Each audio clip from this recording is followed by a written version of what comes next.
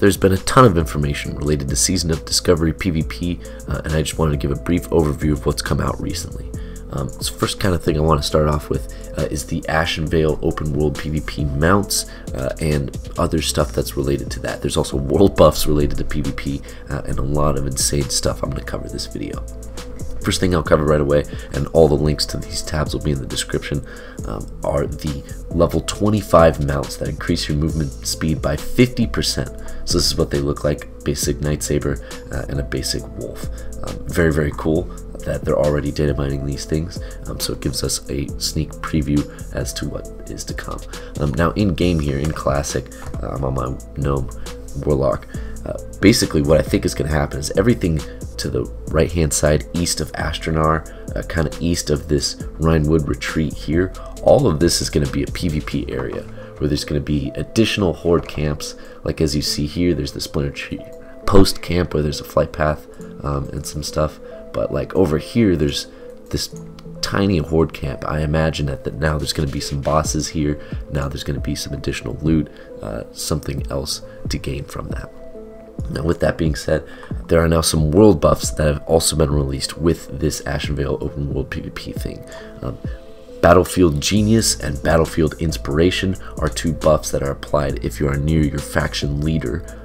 If in Astronar, if you're near the Priestess of the Moon, or if you're near the Horde Blade Master, you'll gain basically 100% increased health and 50% increased damage, and then it's buffed by each person of the Priestess Grove's army.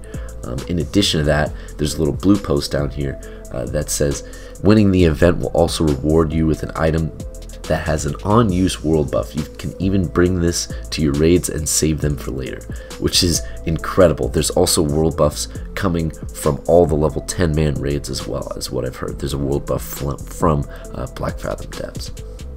Now with the additional PvP content in Ashara, also it comes with increased warsong gulch rep and increased honor gains. And out of that, there seems to be some new data mined warsong gulch items.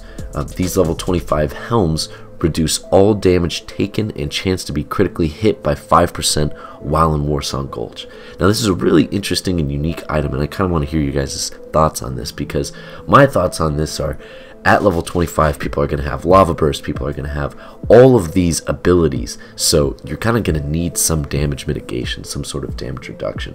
I have a feeling that all of the classes at level 25 are going to be doing a lot of damage. It's just going to be a very bursty gameplay. Moving on to some new spells. In this post here, they go through all of the new rune discoveries and basically spell changes in this 1.15 PTR build. I'm not going to go through all the spells here. I'll leave a link to this post in the description, but there's some very interesting things here that I just want to briefly cover. One of the things was Horn of Lordaeron, which I thought was really cool, a new buff for Pallies, and then one of the most important ones that I thought was Glad Stance for Warriors. So I think Warriors might actually be getting Gladiator Stance back. If we go down here, Gladiator Stance Shield Passive. Mod damage percent, 10% damage increase, 10% block value percent increase, and an effect 3 of allowing all the spells to be used in any stance. So Gladiator Stance could actually be a real thing. If you guys remember this from Warlords of Draenor, I actually played Glad Stance Warrior back then. It was so much fun, just running around with the shield, doing insane damage, being able to use all of these abilities in every stance is amazing. Some other new spells here, we got War Machine for Warrior, generates 10 rage upon killing an enemy. We got some ranged attacks with Rogue, ranged stun, and some ranged combo point stuff, which is very cool. Paladin, Path of Arthas, Hunter, you get Aspect of the Lion. Basically you get kings for hunters, so Horde gets kings now, and just a lot of stuff. I'm not going to cover all these. In addition to the new spells, they've also come out with some new idols, librams, and icons. So for Druid stuff, both for Boomkin, for balance, for tanking, for feral, same stuff, better, just better ranged weapons for these classes, since they're not able to equip a bow or something. They have a relic there, so just new relics, which is also amazing. Last two things I want to cover here, these are just some patch notes. One really important thing in these patch notes is they finally fixed the issue where the clucking animation with Skull of Impending Doom would not loop properly. You'd get stuck in the cluck animation after the first tick of Skull of Impending Doom, and then you just look kind of ridiculous running around. They fixed that plus some other interface and menu options. Very nice. What I really want to cover though is 60 Upgrades actually has a Season of Discovery character builder now. So I want to go through and build my warrior or my warlock, the two classes that I'm planning on playing in Season Discovery. I'm probably going to main a warrior or a warlock and then have a shaman as a alt. I'll explain a little bit more, but first we're just going to go and quickly create a level 25 warrior here. I'm just going to fill it. I don't really care. Arms, phase 1. As you can see, there are other phases of content here. Phase 2 is level 40, phase 3 is level 50, and phase 4 is level 60. Alright, and then for my armor type here, I don't necessarily want leather. I just want mail armor. So to create, I'm going to go to autofill here. Going to do the same thing, armor type. I only want mail armor. So as you can see here, it filled out all of the best in slot gear available for level 25. I selected only male items, but everything from all the Black Fathom Depths items from the raid to new items from engineering. I have never seen this sword before. Gizmotron Mega Chopper. It's a sword at level 24, 3.2, 14 strength, 5 agi, 5 melee damage, requires 75 engineering. That's a brand new item. That's super cool. I've never seen that before. Also get some very cool things, but the main importance of this builder is not necessarily the gear, it's the runes. If you come to talents here, you're able to select your runes and really get a feel for the character you want to play in Season of Discovery. For warrior here, I'm going to choose Warbringer.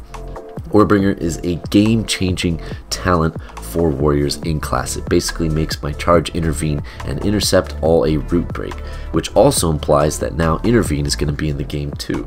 There's some other very, very nice abilities. I'll go through the rest here. Consumed by Rage, I'm going to choose the one. I think this is an on-use ability and not a passive. And then finally here, Quick Strike. But imagine a Glad Stance warrior being able to root break with every single charge, intervene, and he just sits in D-stance and he just deals the most damage. It could be an insane class. Quickly I'll switch over to lock here. As you can see, I have a full best in slot lock here, and there are actually epic items at level 25. If you go tailoring, you get yourself a pair of purple boots. Some very cool other items here, like this Trinket Invoker's Void Pearl gives you 8 spell damage and 10 shadow resistance at level 25. Never seen anything like that. For the Warlock, if I was to play, I'd either go 2 specs. I'd either go Affliction or I'd go Destruction for PvP. But one of the most appealing things to me is the fact that all 3 specs for Warlock is viable. You're able to choose Metamorphosis, and I don't know how good that is in PvP. It could be super fun. But otherwise, I'm just going to go Incinerate, Chaos Bolt, sit in the back of Warsong Gulch, and just pew-pew people down. I also love the idea of going a Rot spec with Haunt and some other increased dot stuff. I hope you guys enjoyed this video. I tried to give some updated Season of Discovery PvP information, things people haven't covered yet, and I try to give some insight into what class I'm picking. If you guys want to see more Season of Discovery content, please let me know. But thank you guys so much for watching, and I'll see y'all in the next video.